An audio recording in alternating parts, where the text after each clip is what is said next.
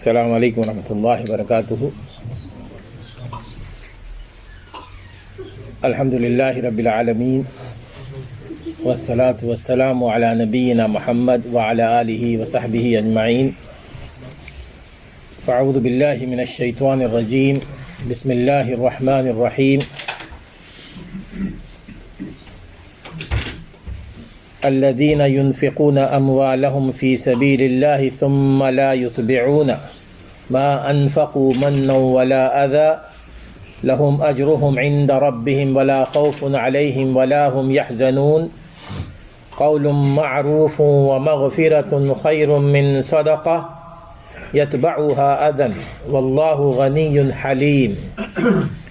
يا أيها الذين آمنوا لا تبطلوا صدقاتكم بالمن والأذى كالذي ينفق ماله رئاء الناس ولا يؤمن بالله واليوم الآخر فمثله كمثل صفوان عليه تراب فأصابه وابل فتركه صلدا لا يقدرون على شيء مما كسبوا والله لا يهدي القوم الكافرين۔ محترم حضرات، آج کا ہمارا جو سبق ہے یا درس ہے،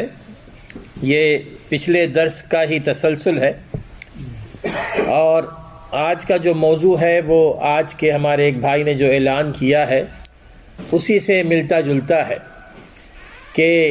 اللہ تعالیٰ کے راستے میں دینے کا کیا فائدہ ہے اور کیوں دینا چاہیے، اور اس سے ہمیں دنیاوی اخروی طور پر کیا فوائد حاصل ہوتے ہیں۔ چونکہ ترتیب سے ہم چلے آ رہے ہیں تو آج کی جو آیات ہیں تقریباً 14 آیات ہیں، 261 سے لے کر 274 تک 13-14 آیات ہیں جو اسی موضوع پر ہیں۔ میں نے صرف 3 آیات آپ کے سامنے پڑھی ہیں وقت کی کمی کی وجہ سے، لیکن میں کوشش کروں گا کہ ان تقریباً 13 آیات کا خلاصہ آپ کے سامنے بیان کر دوں، بجائے کہ ہر لفظ پر میں گفتگو کروں۔ اور ان آیات کا تعلق ہے ہمارے مال سے، اور یقیناً میرے دوستو، مال یہ اللہ تعالیٰ کی بہت بڑی نعمت ہے، بہت بڑی نعمت۔ اسی مال کے ذریعے ہم دنیا کی ہر ضرورت پوری کرتے ہیں نا، ہمارے کھانے پینے کا معاملہ، کپڑوں کا معاملہ، دوا دارو کا معاملہ، اسی طرح گھر کا معاملہ، ہر چیز کا معاملہ ہم اسی مال کے ذریعے حل کرتے ہیں۔ اور یہی وہ مال ہے کہ جو ہماری زندگی کو ظاہری طور پر، مادی طور پر قائم رکھنے والا ہے۔ خود اللہ تبارک و تعالیٰ نے اس کی بڑی فضیلت بیان فرمائی ہے۔ اللہ فرماتا ہے کہ ذالک فضل اللہ یؤتیہ من یشاء، جس کو اللہ تعالیٰ مال دے دے وہ اللہ تعالیٰ کا فضل ہے اس کے پاس، یہ اللہ تعالیٰ کا فضل ہے مال۔ یعنی اس کا ایک پہلو وہ بھی ہے نا کہ مال کا زیادہ کمانا، مال کی حرص، یقیناً یہ ایک غلط انداز ہے، لیکن مال کو جمع کرنا یہ غلط نہیں ہے، یہ ذہن میں رکھیے۔ مال کو حاصل کرنا اور مال کو جمع کرنا، مال کو جمع کرنا یقیناً جو زکوٰۃ کے احکام ہیں قرآن مجید میں اور احادیث میں، یہ ان لوگوں ہی کے لیے ہیں جو مال کو سیو کرتے ہیں، جو مال کو جمع کرتے ہیں۔ تو ایک لخت مال کو حاصل کرنا، مال کو جمع کرنا یہ کوئی غلط بات نہیں ہے، لیکن یہ ہے کہ اس کے اگر ہم حقوق ادا نہیں کریں گے تو پھر بات غلط ہے۔ تو بہرحال مال کو جمع کرنا، مال کو حاصل کرنا، اسلام نے اس کے لیے حوصلہ افزائی کی ہے۔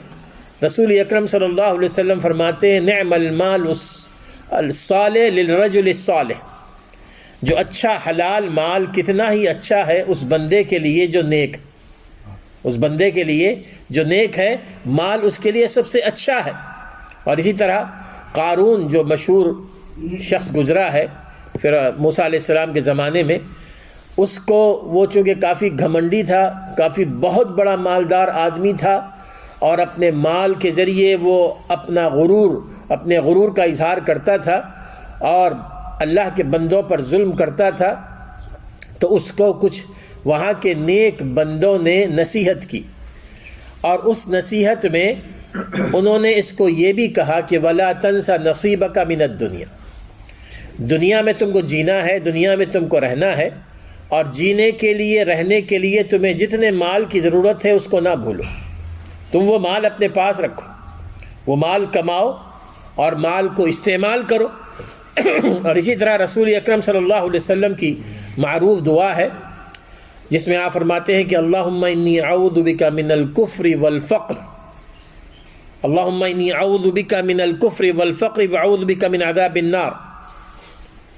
اب یہ دیکھیے نا، رسول اکرم صلی اللہ علیہ وسلم نے اس دعا میں اللہم انی اعوذ بک من الکفر والفقر، کفر اور فقر کو ایک ہی جگہ استعمال فرمایا، یعنی فقر، فاقہ، تنگ دستی، غربت اسی طرح ہے جیسے کہ انسان جو ہے نا اپنے آپ کو کفر کے قریب لے جاتا۔ تو رسول اکرم صلی اللہ علیہ وسلم فرماتے ہیں کہ اللہ مجھے اس بات سے بچائے رکھ کہ میں فاقے کا شکار ہو جاؤں، میں تنگی کا شکار ہو جاؤں۔ معنی یہ ہے کہ ہمیں محنت کرنی چاہیے اور اس بات کی کوشش کرنی چاہیے کہ مال کمائیں،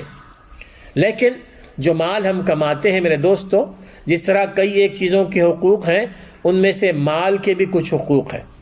اور ان میں سے میں اختصار کے ساتھ کہوں گا کہ مال کا ایک سب سے بڑا حق یہ ہے کہ اس کو حلال طریقے سے کمایا جائے، جائز طریقے سے کمایا جائے۔ جیسے کہ رسول اکرم صلی اللہ علیہ وسلم معروف حدیث ہے، آپ فرماتے ہیں کہ قیامت کے دن جو 5 سوالات کیے جائیں گے اور ان سوالات کے جوابات دیے بغیر وہ بندہ وہاں سے ٹل نہیں سکے گا، اور ان میں سے ایک سوال یہ ہوگا کہ من این اکتسبہ وفیما انفقہ، کہ تم نے یہ مال کیسے کمایا، کہاں سے کمایا، اور پھر اسی طرح یہ بھی پوچھا جائے گا کہ کہاں خرچ کیا۔ یہ نہیں کہ یہ نہیں پوچھا جائے گا کہ خرچ کہاں کیا، یہ پوچھا جائے گا کہ کہاں خرچ کیا۔ تو اس اعتبار سے سب سے پہلی چیز یہ کہ مال کو جائز طریقے سے کمایا جائے، اور اس کا دوسرا حق یہ ہے کہ مال کو خرچ بھی کیا جائے۔ سب سے پہلے اس کو خرچ کیا جائے اپنے آپ پر، اپنے بال بچوں پر، اپنی فیملی پر، اپنے رشتہ داروں پر۔ جو فرض ہے وہ اپنے آپ پر اور اپنی فیملی پر، یہ فرض ہے۔ اور پھر اسی طرح زکوٰۃ کا دینا، یہ فرض ہے۔ یہ جو فرض ہیں، جس میں جو انفاق جو فرض ہے۔ ایک دوسرا ہے مستحب، جس کو نفل کہتے ہیں۔ نفل میں یہ ہے کہ ہماری اپنی کمیونٹی کے اور جہاں بھی مسلمان ہیں، جو یتیم ہیں، جو غریب ہیں، جو مفلوق الحال ہیں، جو بیوائیں ہیں، ان کے اوپر اپنا مال خرچ کیجیے۔ اور پھر جو مال کا خرچ کرنا ہے، ہر کوئی اپنی زندگی میں مختلف زندگی کے مرحلوں میں مال خرچ کرتا ہے، لیکن رسول اکرم صلی اللہ علیہ وسلم سے، جیسے کہ میں نے اس سے پہلے بھی یہ حدیث بیان کی ہے، صحیح بخاری اور مسلم کی حدیث آتی ہے کہ آپ نے فرمایا کہ وہ مال جو تم حالت شباب میں خرچ کرو، یعنی نوجوان ہیں، صحت مند ہیں، اور کوئی فقر و فاقہ نہیں ہے، کوئی بیماری نہیں ہے، کوئی مشکلات نہیں ہے، ساری زندگی بڑے آرام سے، چین سے گزر رہی ہے، اب اس موقع پر تم نے مال خرچ کرنا۔ تمہیں کمانے کا بڑا حوصلہ ہے، تم کمانا چاہتے ہو، محنت کرتے ہو، اپنی بیوی بچوں کو پالتے ہو، اور پھر اسی طرح کوشش یہ کرتے ہو کہ مال میں کمی نہ ہونے پائے، اور تب تم جا کے اس مال کو خرچ کرو، تو وہ افضل الصدقہ، سب سے بہترین صدقہ۔ وگرنہ تو مال لوگ خرچ کرتے ہیں جب بڑھاپے کی عمر کو پہنچ جاتے ہیں، مال خرچ کرتے ہیں جب بیمار ہو جاتے ہیں، مال خرچ کرتے ہیں جب کبھی کوئی ان پر مصیبت آ جاتی ہے، وہ بھی صدقہ ہے،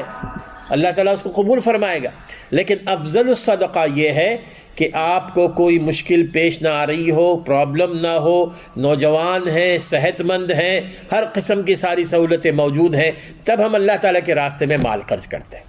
وہ مال اللہ تبارک و تعالیٰ کو سب سے زیادہ پسند ہے۔ رسول اکرم صلی اللہ علیہ وسلم نے فرمایا کہ اپنے مال کو جوڑ کر، جمع کر کے ایسے نہ رکھو کہ تمہارا آخری وقت آ جائے اور تم اس وقت یہ کہو کہ وَقُلْتَ لِفَلَانٍ كَذَا وَلِفُلَانٍ كَذَا، کہ یہ مال میرا فلاں کو دے دو، اتنا مال میرا فلاں کو دے دو۔ اور رسول اکرم صلی اللہ علیہ وسلم فرماتے ہیں وَقَدْ كَانَ لِفُلَانٍ، جبکہ وہ طے ہے کہ کون لے جائے گا۔ کہنے والا کہہ تو دیتا ہے کہ میں نے فلاں کو دینا ہے، لیکن جب بعد میں اس کے بال بچے ہیں نا، وہی فیصلہ کرتے ہیں کہ کس کو اس کو مال دیا جائے گا۔ بہرحال یہ مال کے حوالے سے یہ بات ذہن میں رکھیے کہ ایک انسان کی فطرت ہے میرے دوستو، مال کی محبت ہماری فطرت میں، مال سے محبت ہم کوشش کرتے ہیں، اور اسی وجہ سے بہت شیطان ہمیں مال کے حوالے سے بہت گمراہ کرتا ہے جیسے کہ انہی آیات میں ایک جگہ اللہ تعالیٰ فرماتے ہیں کہ الشیطان یعدکم الفقر، کہ شیطان جب تم کسی نیک راستے میں مال دینا چاہتے ہو نا، فوری طور پر فقر و فاقے کا احساس دلاتا ہے تمہیں، کہتا ہے کہ جی کہ تمہارے پاس مال تو کم ہوتا جا رہا ہے، اب اتنی زکوٰۃ نکالو گے، ہر سال تم زکوٰۃ نکالتے ہو 1,000 اور پھر اس کے علاوہ بھی تم خرچ کرتے ہو، اگر اس طرح خرچ کرتے رہو گے تو آگے بچوں کے لیے مکان بھی لینا ہے، ان کی شادیاں بھی کرنی ہیں، ان کے لیے فلاں کرنا ہے، اور اس طرح تو تم کیسے کرو گے؟ اور پھر جب ہم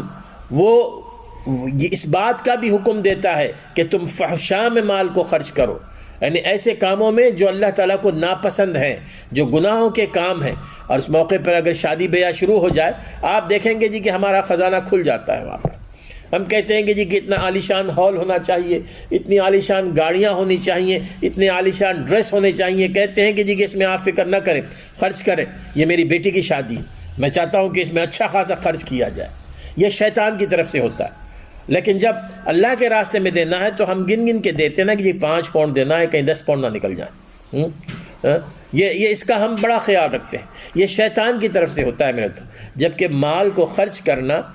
قرآن اور حدیث میں اس کے جو فضائل آتے ہیں ان میں سے ایک چیز یہ ذہن میں رکھیے کہ اللہ کے راستے میں مال خرچ کرنے سے مال کم نہیں ہوتا۔ دنیا کے راستے میں مال خرچ کریں گے وہ مال دوبارہ نہیں آئے گا آپ کو نا، اب آپ نے 200 پاؤنڈ خرچ کر دیے تو وہ 200 پاؤنڈ واپس نہیں ہوں گے، لیکن وہی 200 پاؤنڈ اللہ تعالیٰ کے راستے میں دیں گے تو رسول اکرم صلی اللہ علیہ وسلم فرماتے ہیں کہ میں تمہیں قسم کھا کر کہتا ہوں، ثلاثۃ، صحیح یعنی ابو داود کی حدیث ہے، حضور فرماتے ہیں کہ ثلاثۃ، 3 چیزیں ایسی ہیں اقسم علیہن، میں قسم کھا کر، رسول اللہ کو قسم کھانے کی کیا ضرورت تھی، لیکن آپ نے تاکید کے لیے فرمایا اقسم علیہن، میں اس پر قسم کھا سکتا ہوں، وَأُحَدِّثُكُمْ حَدِيثًا فَاحْفَظُوهُ، اور جو بات میں کہہ رہا ہوں اس کو یاد رکھو، پلے باندھ لو، اس کو پلے باندھ لو، اور اس میں سے پہلی بات آپ نے جو بیان فرمائی، ما نقص مال عبد من صدقہ، کسی بندے کا مال صدقہ دینے سے کم نہیں ہوتا ہے، کم نہیں ہوتا ہے، کم نہیں کیوں ہے، کیسے ہوتا ہے؟ اس لیے کہ اگر اس نے 100 پاؤنڈ اللہ کے راستے میں دی، اللہ تعالیٰ اس کو 1000 پاؤنڈ کی برکت دے گا۔ اللہ تعالیٰ کی برکت میرے دوستو یہ سب سے اہم ترین شے، اور یہ ایسے نہیں حاصل ہوتی، ایسے حاصل ہوتی ہے کہ اللہ کے راستے میں دے، اللہ تعالیٰ کا مال وہ ہمارے لیے 1000 پاؤنڈ سے زیادہ ہمیں واپس آئے گا، یا اللہ تبارک و تعالیٰ ہمارے لیے اپنی انکم کے کئی ذرائع کھول دے گا، کئی دروازے کھول دے گا جن کا ہمیں علم بھی نہیں ہوگا، تو یہ وہ کمی پوری ہو جاتی ہے، کمی پوری ہو جاتی ہے۔ اسی طرح رسول اکرم صلی اللہ علیہ وسلم ایک حدیث میں بیان فرماتے ہیں، صحیح بخاری اور مسلم کی حدیث ہے کہ ہر صبح 2 فرشتے زمین پر آتے ہیں اور پھر وہ دعا کرتے ہیں، وہ دعا کیا کرتے ہیں؟ اللہم آتی منفقا خلفا، ایک فرشتہ دعا کرتا ہے کہ اللہ تیرے راستے میں جس بندے نے مال دیا ہے، اللہ وہ جو مال کی کمی ہو گئی ہے نا اس کو پورا کر دے، منفقا خلفا، اللہ تیری طرف سے اس کے مال میں کوئی کمی نہ ہونے پائے، فرشتوں کی دعا۔ اور پھر دوسرا فرشتہ کہتا ہے اللہم آتی اللہم آتی، یا دوسرا فرشتہ کہتا ہے کہ وہ ممسکن تلفن، جس نے مال کو اپنے پاس محفوظ کر لیا، اللہ کے راستے میں نہیں دیا، اللہ اس کے مال کو برباد کر دے۔ اور اللہ تعالیٰ مال کیسے برباد کرتا ہے؟ بے برکتی ہو جاتی، برکتیں ختم ہو جاتی ہیں، لاکھ ہزار مال ہو، انسان کی صحت خراب ہو جائے، بچے اگر بگڑ جائیں تو آپ سمجھ سکتے ہیں کہ اس مال کی کیا حیثیت ہوگی، اولاد اگر بگڑ جاتی ہے، شوہر بیوی میں جھگڑے شروع ہو جاتے ہیں، انسان کی صحت ختم ہو جاتی ہے، تو وہ مال کیا کرے گا؟ تو یہ ممسکن تلفن، جو مال اپنے اندر رو کے رکھتے ہیں نا، اس کا مال اس طرح ضائع ہوتا ہے کہ اس کی قیمت کچھ نہیں ہوتی، اس کی قیمت کیوں نہیں ہوتی؟ اور پھر میرے دوستو یہی وہ مال ہے، ہماری کئی برائیاں ہوتی ہیں ہم جو کرتے ہیں، اللہ کے علاوہ اس کو کسی کا پتہ نہیں، لیکن اللہ تعالیٰ اس مال کے خرچ کرنے کی وجہ سے ہماری برائیوں پر پردہ ڈال رکھتا ہے، برائیوں پر پردہ ڈالے رکھتا ہے۔ کئی مصیبتیں آنے والی ہوتی ہیں، ہمیں اس کا پتہ نہیں ہوتا، لیکن اللہ تعالیٰ ان مصیبتوں کو ٹال دیتا ہے۔ کئی ایک سخت حالات آنے والے ہوتے ہیں، ان سخت حالات کو اللہ تعالیٰ روک دیتا ہے۔ کئی ایک صدقات کے ذریعے سے واقعات ہیں، موقع نہیں ہے، زندہ واقعات ہیں، مثالیں ہیں کہ جن لوگوں نے اللہ تعالیٰ کے راستے میں مال خرچ کر کے اپنی مصیبتوں کو اپنے سے دور کیا، اللہ تعالیٰ نے ان کے لیے آسانیاں پیدا کر دی۔ پھر اسی طرح آخرت میں بھی سب سے بہترین چیز میرے دوستو، آخرت میں سب سے بہترین چیز جو ہم آگے پہنچانے والے ہیں وہ مال ہے، ہمارا مال ہے۔ خاص طور پر اللہ تعالیٰ نے قرآن مجید میں اس کی طرف بیان فرمایا کہ وَمَا تُقَدِّمُوا لِأَنفُسِكُم مِّن خَيْرٍ تَجِدُوهُ عِندَ اللَّهِ، جو بھی مال تم اللہ کے راستے میں خرچ کرو گے نا، ضرور تم اللہ کے پاس اس کو پاؤ گے، اور ہمیں وہاں پر ضرورت، وہاں پر ہمیں ضرورت۔ ایک حدیث میں رسول اکرم صلی اللہ علیہ وسلم نے صحابہ سے پوچھا کہ ایکم مال وارثہ احب الیہ من مالہ، تم میں سے کون ہے جو اپنے وارث، جو انہیریٹر ہے نا، اپنے وارث کے مال کو زیادہ پسند کرتا ہے بنسبت اپنے مال کے۔ وارث کا مال ہے، یعنی بیٹوں کا مال ہے اور کسی کا مال ہے، تم کو وہ زیادہ محبوب ہے یا اپنا مال محبوب ہے؟ سبھی نے کہا کہ جی کہ ہمیں اپنا مال محبوب ہوتا ہے۔ تو رسول اکرم صلی اللہ علیہ وسلم نے وہاں پر وہ ڈیفینیشن بتائی کہ ہمارا اپنا مال کون سا ہے، ہمارا اپنا مال کون سا ہے۔ آپ نے 3 مثالیں دی۔ آپ نے فرمایا کہ جی کہ تم کھاتے ہو، کھانا سب سے زیادہ ہوتا ہے ہمارا، کہ جو تم اکلتا فافنیتا، تم نے جو کھانا کھایا ہے وہ تو ضائع ہو گیا نا، وہ مال تمہارا نہیں رہا، تمہارا مال۔ وما لبستا فابلیتا، اور جو کچھ تم کپڑے پہنتے ہو وہ سارے کے سارے پرانے کر لیتے ہو، وہ بھی سارے ضائع ہو گئے۔ وما تصدقت فامضیت، آپ نے فرمایا کہ تیسرا مال وہ ہوتا ہے جو تم صدقے کے طور پر اللہ تعالیٰ کے راستے میں دیتے ہو، فامضیت، تو تم اس کو آگے کر لیتے ہو، تم نے اس کو آگے بھیج دیا، یہ تمہارا مال ہے، جو تم نے آگے بھیج دیا ہے یہ تمہارا مال ہے، وگرنہ تو تم نے جو کھایا پیا سب کچھ عیش کیا، یہ سارے کے سارا چیزیں یہ سارا کچرا بن گئی، اس کی کوئی حیثیت نہیں ہے۔ تو میرے دوستو، ہماری یہ کوشش ہونی چاہیے کہ ہم یہ دیکھ لیں کہ ہم اپنے لیے آگے کتنا بھیج رہے ہیں، کتنا اللہ تعالیٰ کے راستے میں دے رہے ہیں۔ اب اس میں چاہے مال زیادہ ہو چاہے کم ہو میرے دوستو، کبھی کبھار حالات اچھے نہیں ہوتے بندے کے، مال اتنا ہوتا نہیں ہے، جذبہ ہوتا ہے، جذبہ ہوتا ہے، اللہ تعالیٰ اس کو بھی اجر دیتا ہے، ایک اور حدیث میں آتا ہے۔ لیکن اگر کبھی ہمارے پاس مال کی کمی ہو اور پھر مال اتنا نہ ہو تو اس میں ہمیں جھجکنے کی ضرورت نہیں ہے، جھجکنے کی بالکل ضرورت نہیں ہے۔ وہ وسلم فرماتے ہیں اتقوا النار ولو بشق تمرہ، آگ سے اپنے آپ کو تم بچا سکتے ہو جہنم کی ایک کھجور کی گٹلی کے اوپر جو کور جمع ہوتا ہے نا، جو کور ہوتا ہے پتلا سا ہوتا ہے نا کور، اس کو ہٹا دیتے ہیں آپ، ہاں، اس کو بھی اگر تم نے حسن نیت سے اللہ کے راستے میں دے دیا، اللہ تعالیٰ تمہیں جہنم کی آگ سے بچائے۔ یعنی اللہ تعالیٰ کے پاس کیفیت دیکھی جاتی ہے، کوالٹی دیکھی جاتی ہے، کوانٹٹی نہیں دیکھی جاتی، کیفیت۔ اگر ایک بندہ 1 پاؤنڈ بھی اللہ کے راستے میں پورے خلوص کے ساتھ، پورے اخلاص کے ساتھ دیتا ہے، دوسرے بندے کے مقابلے میں جس نے 100 پاؤنڈ دیے ہیں، اگر اس میں ریاکاری ہے تو وہ 1 پاؤنڈ اللہ کے راستے میں اس 100 پاؤنڈ سے 1000 درجے بہتر ہے۔ تو یہاں پر کیفیت دیکھی جاتی ہے۔ اتقوا النار ولو بشق تمرہ، چاہے وہ تم ایک کھجور کی گٹھلی کے برابر کچھ نہ دے دو۔ اور سب آخری چیز جو مال کے فوائد میں سے ہے وہ یہ کہ مال کو خرچ کرنے والا، اللہ تعالیٰ فرماتے ہیں فَأَمَّا مَنْ عَاطَى وَاتَّقَى وَصَدَّقَ بِالْحُسْنَى فَسَنُيَسِّرُهُ لِلْيُسْرَى۔ فَأَمَّا مَنْ عَاطَى وَاتَّقَى، جس نے اللہ کے راستے میں مال دیا اور اپنے آپ کو گناہوں سے بچائے رکھا اور پھر نیکیوں کی تصدیق کی اپنے عمل سے، فَسَنُيَسِّرُهُ لِلْيُسْرَى، ہم اس کو نیکی کا راستہ آسان کر دیتے ہیں۔ یہ بہت بڑی اللہ تعالیٰ کی طرف سے، یعنی سمجھیے کہ بہت بڑا انعام ہے اس بندے پر جس بندے پر اللہ تعالیٰ نمازیں پڑھنا آسان کر دے، روزے رکھنا آسان کر دے،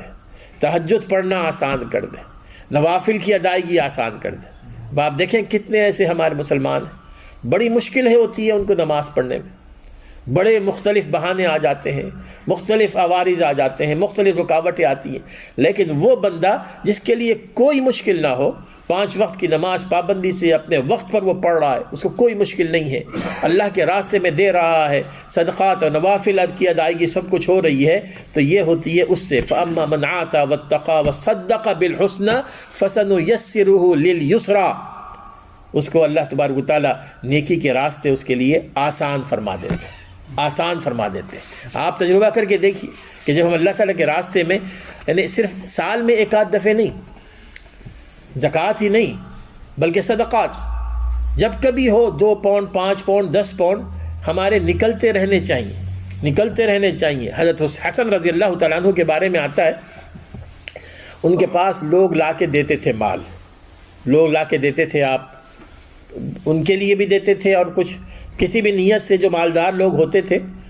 تو جب بھی ان کے پاس مال آتا وہ اس دن باقی نہیں رکھتے، وہ اسی دن غریبوں میں تقسیم کر دیا کرتے تھے، اسی دن۔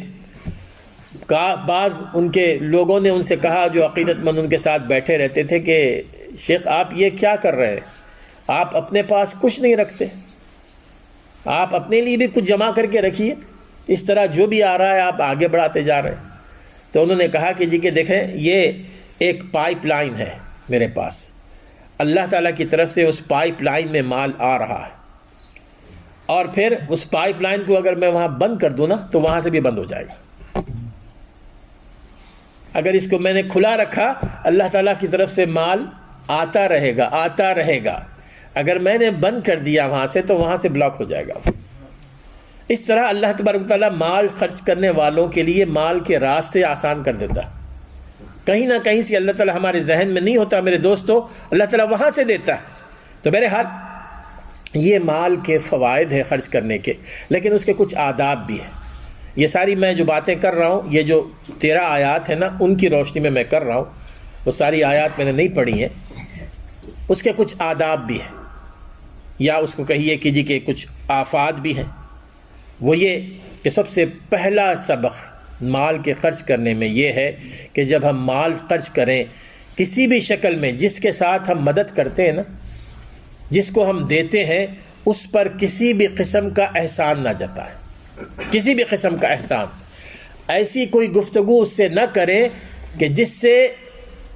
اس کی عزت مجروح ہوتی ہے، جس سے وہ اپنے آپ کو بہت کم ترین محسوس کرتا۔ آج کی آیات میں اللہ تعالیٰ فرماتے ہیں، الذین ينفقون اموالهم فی سبیل اللہ ثم لا یتبعون منا ولا اذی لهم اجرهم عند ربهم ولا خوف علیہم ولا هم يحزنون۔ وہ لوگ جو اللہ کے راستے میں مال خرچ کرتے ہیں، پھر اس کے بعد وہ احسان نہیں جتاتے اور نہ ہی تکلیف دیتے ہیں۔ احسان جتانے کا معنی یہ ہے، عام دنوں میں تو شاید کوئی احسان نہ جتائے، ہم اپنے کئی غریب رشتہ دار ہوں گے، آپ ہر ماہ بھیجتے ہوں گے ان کو، سب کچھ کرتے ہوں گے، اور کبھی وہاں چلے بھی جاتے ہیں، وہاں بھی ان کے ساتھ تعاون کرتے ہوں گے، لیکن انسان ہے، کبھی کبھار آپس میں اختلاف ہو جاتا ہے، اونچ نیچ ہو جاتی ہے، یا کوئی ایسا کام وہ کر جاتے ہیں جو آپ کو ناپسند ہوتا ہے۔ اگر کوئی شخص ان سے یہ کہے کہ جی کہ میں نے تو تمہاری اتنی مدد کی ہے اور تم نے میرے ساتھ ایسے کیا، سمجھیے کہ آپ کا مال ضائع ہو گیا۔ جو ہی ہم نے یہ کہا نا، احسان جتلایا، ہمارا مال ضائع ہو گیا، کیونکہ آگے کی آیات میں اللہ تعالیٰ فرماتے ہیں کہ یا ایھا الذین لا آمنوا لا تبطلوا صدقاتکم بالمن والاذی، اے مسلمانوں تم اپنے صدقات کو احسان جتلا کر، تکلیف دے کر ضائع نہ کرو، ضائع نہ کرو، باطل یعنی ضائع نہ کرنا۔ اور رسول اکرم صلی اللہ علیہ وسلم نے، صحیح بخاری اور مسلم کی حدیث ہے، آپ فرماتے ہیں کہ 3 شخص ایسے ہیں، ثلاثۃ لا یکلمہم اللہ یوم القیامہ، اللہ تعالیٰ ان سے قیامت کے دن بات ہی نہیں کرے گا۔ بات کرنے کا معنی یہ ہے کہ بات کرے گا لیکن غضب کی حالت میں، یعنی وہ بھی ایک تو طریقہ ہوتا ہے نا بات کرنے کا، جھڑکنے، ڈانٹنے۔ ایک بات کرنے کا ہوتا ہے کہ بڑا خوش ہے، بہت ہی خوشی سے اللہ تعالیٰ بات کر رہا ہے، تو اس انداز میں اللہ تعالیٰ ان سے بات نہیں کرے گا۔ وہ 3 رسول صلی اللہ علیہ وسلم نے بیان فرمائے، اور اس میں سے آپ نے پہلا بیان فرمایا کہ المنان، وہ شخص جو احسان جتلانے والا ہوتا ہے، ہمیشہ احسان جتلاتا ہے، ہمیشہ احسان جتلاتا ہے. میں نے تمہارے لیے فلاں کیا تھا، میں نے تمہارے لیے فلاں کیا تھا، میں نے فلاں وقت فلاں کیا تھا، میں نے فلاں وقت فلاں کیا تھا. اور اس میں میرے دوستو ذرا مفہوم بڑا وسیع ہے المنان کا. یہاں پر اتنا ہی نہیں ہے کہ مال خرچ کرنا. اللہ تعالیٰ کے راستے میں، دین کے معاملے میں جو کچھ بھی ہم کرتے ہیں نا، اس کو بھی دکھانا نہیں چاہیے. دین کے لیے جو کرتا ہے بندہ، اور عام طور پہ اگر ہم یہ کہیں کہ جی کہ یہاں تو مسجد میں کوئی نہیں ہوتا تھا، میں نے ہی محنت کی ہے اور اتنے اب یہاں پر لوگ جمع ہو گئے، یہاں پر اتنی رونق ہو گئی، سمجھیے کہ ہم نے ساری یہ نیکیاں ضائع کر دی. یہ منان ہے، اسی کو منان کہتے ہیں. کسی فیملی کے حوالے سے کسی یعنی کوئی ریلیف کا کام کر رہا ہے، کوئی کچھ کر رہا ہے، ہمیشہ اس کا خیال رکھیے کہ آپ کی زبان پر اپنی کی ہوئی نیکی نہ آئے کسی بھی شکل میں. بعض لوگ جو ہے نا وہ یہ کرتے ہیں کہ جی کہ ایک ہوتا ہے تحدیث نعمت.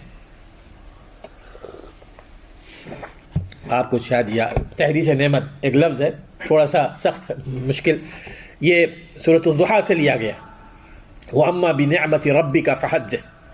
کہ اللہ تعالیٰ کی جو نعمتیں ہیں تم ان کو بیان کرو. لیکن لوگوں نے اس کا غلط معنی لے لیا. اس کا غلط معنی یہ نہیں ہے کہ اللہ تعالیٰ کی نعمتوں کو بیان کرنا. اللہ تعالیٰ کی نعمتوں کو بیان کرنے کا معنی یہ ہے کہ اگر اللہ تعالیٰ نے تمہیں علم دیا ہے تو علم سکھاؤ، تمہیں مال دیا ہے تو مال کو خرچ کرو، تمہیں اللہ تعالیٰ نے قابلیت دی ہے تو اپنی قابلیت سے دوسروں کو آگے بڑھاؤ. یہ تحدیث نعمت ہے. یہ نہیں ہے کہ جی کہ میری وجہ سے میں نے فلاں کام کیا تھا اس لیے یہ کام آگے بڑھا ہے. اس کو تحدیث نعمت نہیں کہتے. تو بہرحال یہ ہم نے اس بات کا خیال رکھنا ہے کہ یہ کبھی بھی اپنی طرف سے احسان نہ جتایا جائے یا ان کے ساتھ ایسی گفتگو نہ کی جائے جس سے ان کو تکلیف ہوتی کسی بھی شکل میں. یعنی اپنے لہجے سے، بعض لوگ یہ اپنے سلوک سے بھی کرتے ہیں. اپنے سلوک سے یعنی ہم جس کے ساتھ ماشاءاللہ اچھا تعاون کر رہے ہیں، اب اگر ہم جائیں وہاں اپنے ملک میں اور وہ آ جائے تو ہم کہتے ہیں کہ جی اچھا جی تم وہاں بیٹھے رہو. یہ بھی ہوتا ہے، ایسے واقعات ہوتے ہیں. اور پھر اس سے گفتگو کا انداز ہمارا بدل جاتا ہے کہ وہ ہمارے احسانات تلے دبا ہوا ہے. یہ اس کو تکلیف دینے والی، اور یہ چیزیں ہمارے تمام ان نیکیوں کو ختم کر دیتی ہیں. یا ایھا الذین آمنوا لا تبطلوا صدقاتکم بالمن والاذی، کہ احسان جتا کر اور تکلیف دے کر اپنے مال کو ضائع نہ کرو. پھر اس کے بعد آگے کی آیات میں اللہ تعالیٰ فرماتے ہیں، یہ ایک بڑی آیت ہے. اللہ تعالیٰ فرماتے ہیں کہ یود احدکم ان تکون له جنۃ من نخیل وعناب. میں اس کا ترجمہ کر دیتا ہوں. کیا تم میں سے کوئی یہ چاہے گا کہ تمہارے پاس کھجوروں کا ایک بہت بڑا باغ ہو جس میں کھجور لگے ہوئے ہوں، جس میں انگور ہوں، تجری من تحتها الانہار، جس کے نیچے سے نہریں بہتی ہوں، لہو فیہا من کل الثمرات، وہاں ہر قسم کے میووں کے درخت لگے ہوئے، ہر قسم کے فروٹس ہیں وہاں پر. وَأَصَابَهُ الْكِبَرُ، اور پھر وہ جو مال کا مالک ہے، جو اس باغ کا مالک ہے، وہ بوڑھا ہو جاتا ہے، بالکل بوڑھا ہو جاتا ہے اس شکل میں کہ جی کہ محنت کرنے کے قابل نہیں رہتا. وَلَهُ ذُرِّيَّةٌ ضُعَفَاء، اور بوڑھا تو وہ ہو گیا، محنت کرنے کے قابل نہیں ہے، اس کے بچے ہیں لیکن چھوٹے چھوٹے بچے ہیں، چھوٹے چھوٹے بچے ہیں. یعنی ایسے بچے ہیں کہ جو باپ کا سہارا تو بننا تو بہت دور کی بات ہے، باپ کے اوپر بوجھ ہیں کہ باپ ہی ان کو کھلا سکتا ہے. وَلَهُ ذُرِّيَّةٌ ضُعَفَاء فَأَصَابَهَا عِصَارٌ فِيهِ نَارٌ فَاحْتَرَقَتْ. اللہ تعالیٰ فرماتے ہیں کہ ایک رات ایسے ہوتا ہے کہ بڑی آندھی چلتی ہے اور اس میں آگ ہوتی ہے، اور راتوں رات وہ باغ اس آگ کی وجہ سے بھسم ہو جاتا ہے، جل کے خاک ہو جاتا ہے. وہ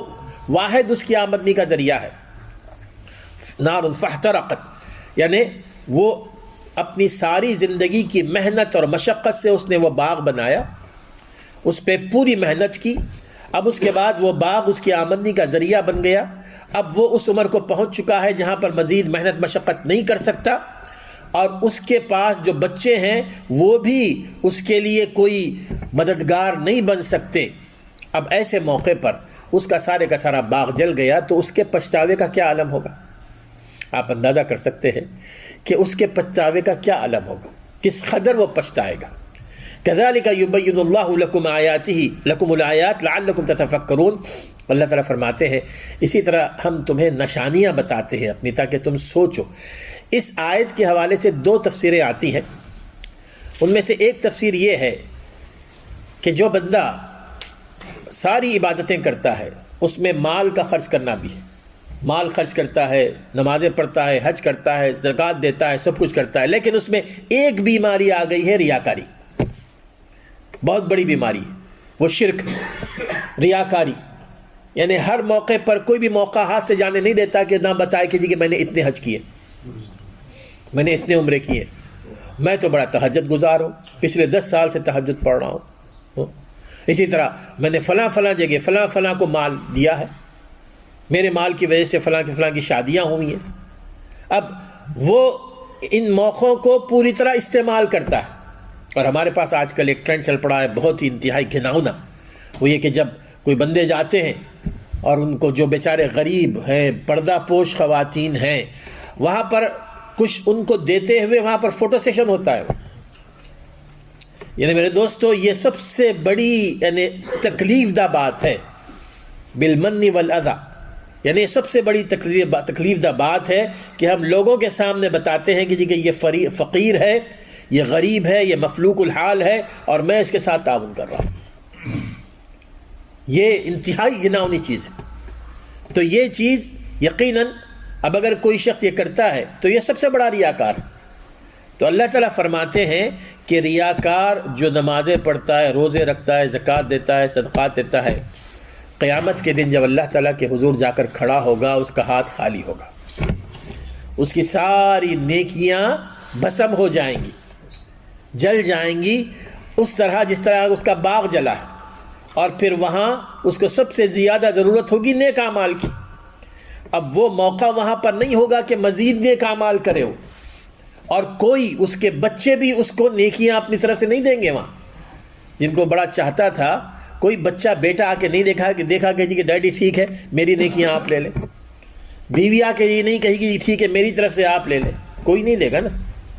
اب ایسے موقع پر جتنا وہ پچھتائے گا نا، بالکل اس کی مثال اللہ تعالیٰ نے یہاں پر دی ہے اس بوڑھے باپ کی، کہ جس طرح وہ پچھتائے گا اپنے باغ کے چلے جانے پر، اسی طرح وہ پچھتاوا ہوگا جن لوگوں نے یہاں پر ریاکاری کی ہے، چاہے وہ مال کو خرچ کرنے میں چاہے کسی اور میں. بہرحال چونکہ یہ آیت اسی میں شامل تھی تو میں نے اس کا بیان کر دیا. لیکن اس کا ایک اور مفہوم عبداللہ ابن عباس رضی اللہ تعالیٰ عنہ اور عمر بن خطاب رضی اللہ تعالیٰ عنہ سے اس کا ایک مفہوم یہ بھی آتا ہے، وہ یہ کہ ایک بندہ ساری عمر نیکیاں کرتا ہے، ساری عمر نیکیاں کرتا ہے، لیکن عمر کے آخر میں آ کر شیطان اس کو بہکا دیتا ہے. اور عمر کا آخر حصہ کوئی کسی کو پتہ نہیں ہے میرے دوستو. یہ نہ سمجھیں کہ جی کہ بہت ہی بوڑھا ہو گیا، یہ کہ اس کی موت کے قریب، چاہے وہ جوان ہو چاہے بوڑھا، جب اس کی موت کے قریب آ کر وہ شیطان کے بہکاوے میں آ کر نیکیاں چھوڑ دیتا ہے، برائیوں پر عمل کرنا شروع کر دیتا ہے، برائیاں اس پر ہو جاتی ہیں. تو اب اس نے جو کچھ بھی نیکیاں کمائی تھی نا، وہ ساری کی ساری ضائع ہو گئی، ساری کی ساری ضائع ہو گئی. اور موت اس کی اس حالت میں آتی ہے کہ اللہ تعالیٰ کو اس نے غصے میں کیا ہوا ہے، اللہ تعالیٰ اس پر غضبناک ہے، اس حالت میں اس کی موت آتی. یہ اس کی مثال اللہ تبارک و تعالیٰ نے اس آیت میں دی. تو ہماری پوری کوشش ہونی چاہیے میرے دوستو، سب سے اہم ترین چیز کہ ہمارا خاتمہ بالخیر، آخری وقت ہمارا ایمان پر، عمل صالح پر ہو. اور آخری وقت کا کوئی اعتبار نہیں ہے. ابھی دیکھیں نا یہ جو زلزلے آئے، کتنے جوان کتنے بچے، کتنے بڑے، سارے کے سارے. کنہیں کو پتہ تھا رات وہ سو گئے تھے، صبح ساری پلاننگ ان کی ہوگی کہ کیا کیا کرنا ہے ہم نے.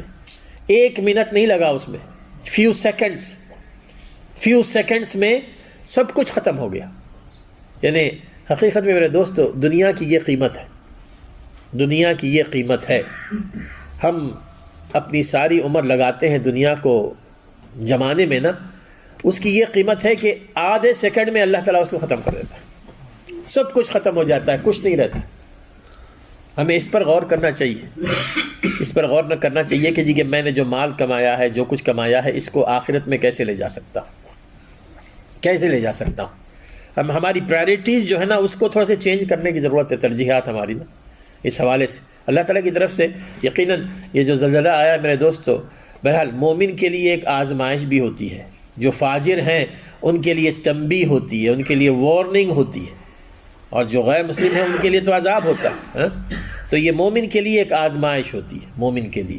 کہ وہ اپنے آپ کو ثابت قدم رکھے، ایمان پر ثابت قدم رکھے. ایسے حالات جب بھی آ جائیں وہ اس میں خیری رکھا، اللہ تعالیٰ نے خیری رکھا ہوگا. بہرحال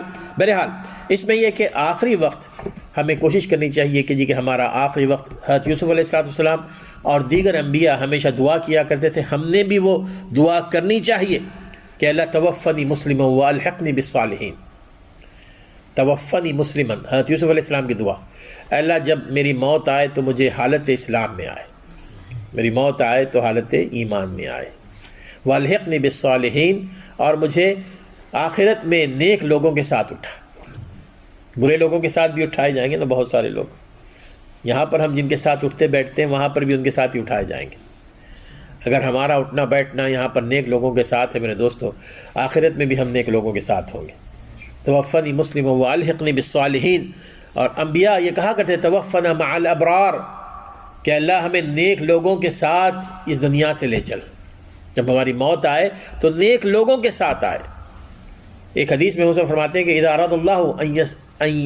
بعبدہ خیرا، اللہ تعالیٰ کسی بندے سے اگر بھلائی کرنا چاہتا ہے نا، اللہ تعالیٰ کسی بندے سے بھلائی کرنا چاہتا ہے، استعملہ،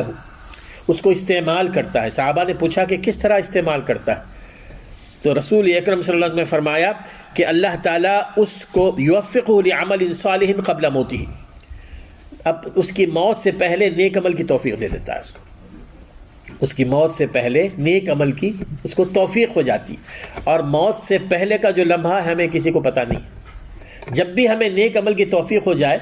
تو ہمیں کوشش یہ پوری کرنی چاہیے کہ اس پر ثابت قدم رہے، ثابت قدم رہے. ایک تو پہلی بات کہ اس پر ثابت قدم رہیں، اور دوسرا جب کبھی ہم سے کوئی غلطی ہو جائے نا، یہ ذہن میں رکھیے کہ فوری طور پر توبہ کر لیں.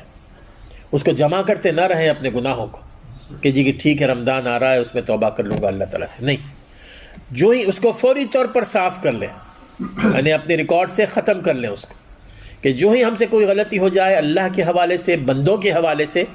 اگر اللہ کے حوالے سے ہو جائے تو تنہائی میں جا کے اللہ تعالیٰ سے گڑ گڑائے، اللہ تعالیٰ معاف کرنے والا ہے. اور اگر بندوں سے ہو جائے تو بندوں سے بھی معافی کر لے، بندوں سے بھی معافی کر لے. پھر اسی طرح ہمیشہ اللہ تعالیٰ کے ساتھ ہمیشہ حسن ظن رکھیے، حسن ظن کہ اللہ میرا اللہ بڑا مہربان ہے مجھ پر، اللہ تبارک و تعالیٰ بڑا کریم ہے، اللہ تعالیٰ مجھے نیکی کی توفیق دینے والا ہے، اور اللہ تعالیٰ مجھے ہدایت دینے والا ہے. اللہ تعالیٰ سے ہمیشہ حسن ظن رکھیے. ایک دفعہ رسول اکرم صلی اللہ علیہ وسلم ایک نوجوان کے پاس تشریف لے گئے، بیمار تھا، بہت سخت بیمار، ابو داؤد کی صحیح حدیث آتی ہے، بہت بیمار تھا. اس کو رسول صلی اللہ علیہ وسلم نے دیکھا کہ جی کہ اس کا آخری وقت ہے، وہ اس کا آخری وقت تھا. آپ نے اس سے پوچھا کہ بیٹے کیا تم کس طرح کی کیفیت ہے تمہاری، how do you feel now, کیا کیسے فیل کر رہے ہو؟ تو اس نے کہا کہ یا رسول اللہ انی ارجو اللہ ویخاف من ذنوبی، اللہ مجھے اللہ سے امید ہے کہ اللہ مجھے ذلیل نہیں کرے گا، مجھے اللہ تعالیٰ سے امید ہے کہ اللہ تعالیٰ مجھے ذلت و رسوائی سے بچائے رکھے گا اور جنت میں بھیجے گا. اور لیکن پھر بھی مجھے اپنے گناہوں کا بھی احساس ہوتا ہے، گناہوں کا بھی احساس ہے کہ گناہ بھی میں نے کیے. یہ انسان کی فطرت ہے نا. یہ جب بات رسول اکرم صلی اللہ علیہ وسلم نے اس سے سنی تو آپ نے فرمایا کہ لا یجتمعان فی قلب عبد فی مثل هذا الموطن،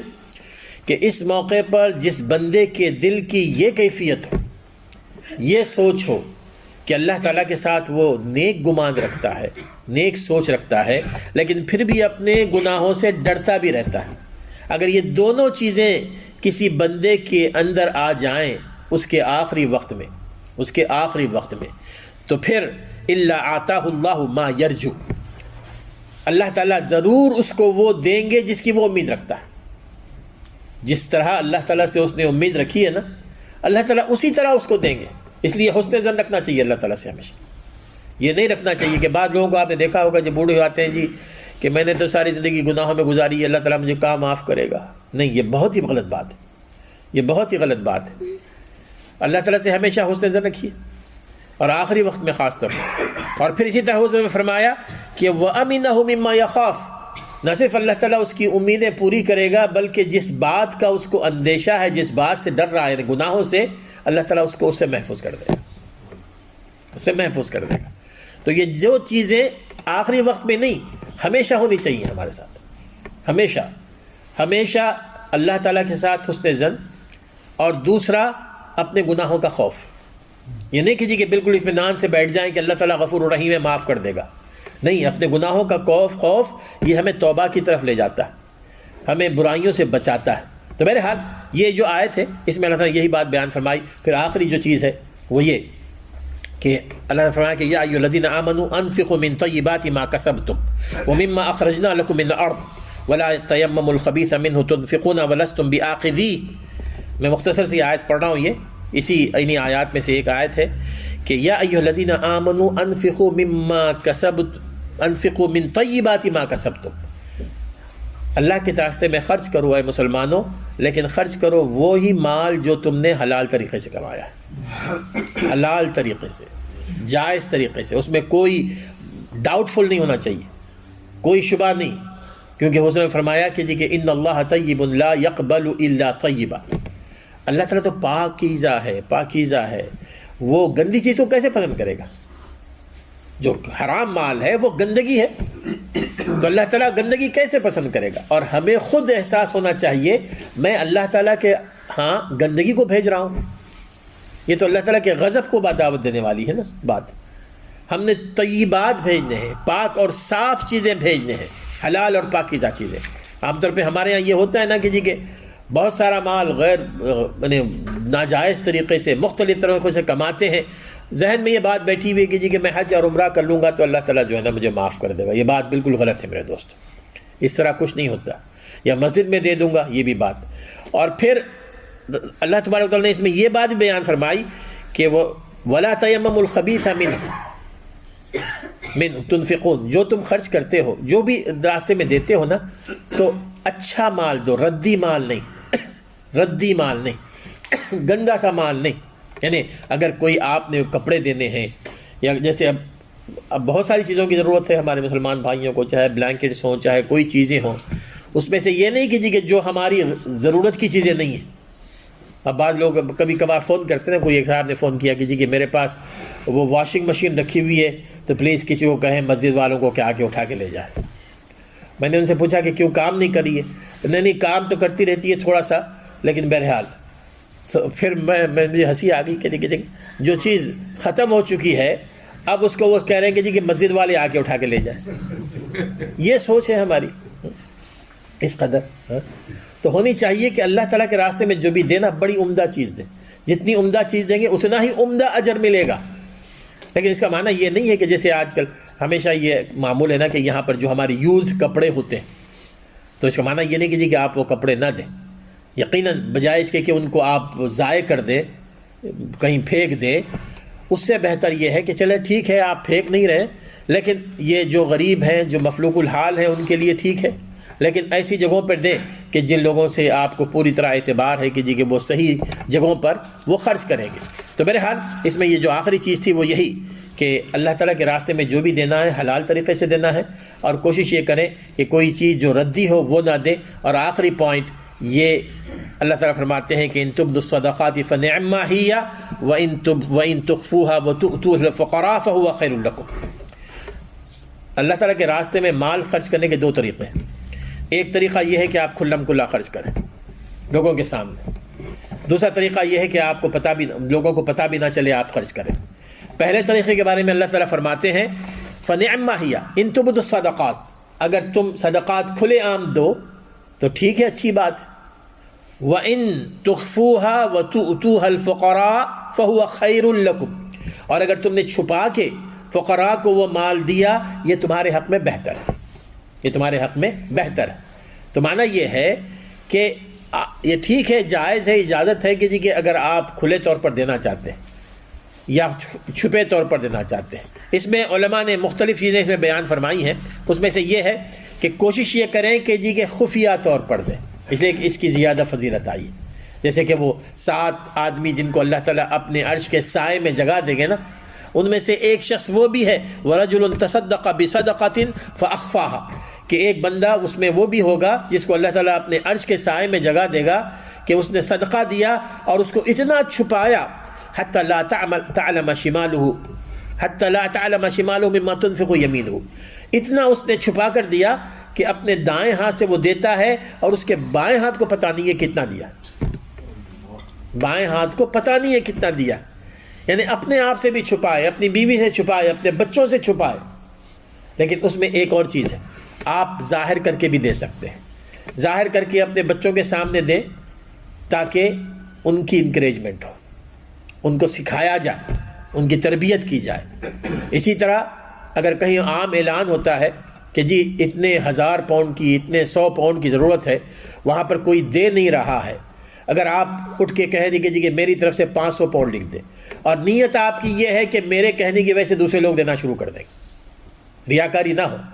بلکہ دوسروں کو ترغیب دینا ہو، تو اس شکل میں آپ لوگوں کے سامنے دے سکتے ہیں۔ کوشش کریں کہ جی کہ اس طرح جو نفل صدقہ ہے، لیکن جیسے کہ علماء نے لکھا ہے کہ جو زکوٰۃ کا معاملہ ہے نا، اس میں کوشش کریں کہ لوگوں کے سامنے دیں۔ اس کا یہ ہوتا ہے کہ دوسروں کو بھی علم ہوتا ہے کہ زکوٰۃ کیا ہوتا ہے، زکوٰۃ کیا ہوتی ہے، تاکہ لوگوں کو پتہ چلے۔ لیکن جس کو دے رہے ہیں اس کو نہ بتائیں کہ یہ زکوٰۃ کا مال ہے، اس سے جو ہے نا اس کے لیے تھوڑا سا معاملہ ڈیمیج کرتا ہے اس کی شخصیت کو نا، تو اس لیے ضروری نہیں کہ جی کہ آپ اس کو بتائیں انشاءاللہ تعالی۔ تو بہرحال آج کا جو درس تھا ہمارا وہ اسی حوالے سے تھا کہ اللہ تعالیٰ کے راستے میں مال خرچ کرنے کی کیا اہمیت ہے، اس کے کیا فائدے ہیں، اس کے کیا آداب ہیں، اور یہی وہ مال ہم کس طرح ضائع کر سکتے ہیں اور کس طرح بچا سکتے ہیں۔ اللہ تعالیٰ ہمیں سمجھنے عمل کرنے کی توفیق عطا فرمائے۔